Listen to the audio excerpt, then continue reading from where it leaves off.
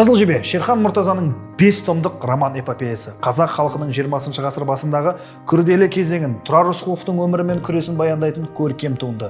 Роман Тұрардың балалық шағынан басталады. Әкесі Рысқұл әділетсіздікке қарсы шыққаны үшін түрмеге қамалады.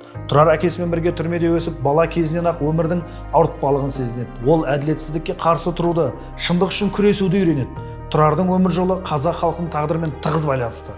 Ол патшалық Ресейдің отарлық саясатына қарсы шығып, Кеңес үкіметінің орнауына белсене қатысады.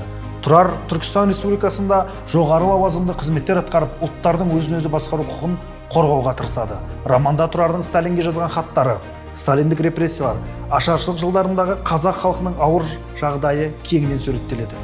Тұрардың күресі ұлттың болашағы үшін жанқиярлықпен жасалған ерлік. Неліктен бұл кітапты оқу керек? Бірінші, тарихи шындықты көркем тілмен түсінуге мүмкіндік береді. Екінші, ұлт тағдыры үшін күрескен тұлғаның өмір жолымен таныстырады.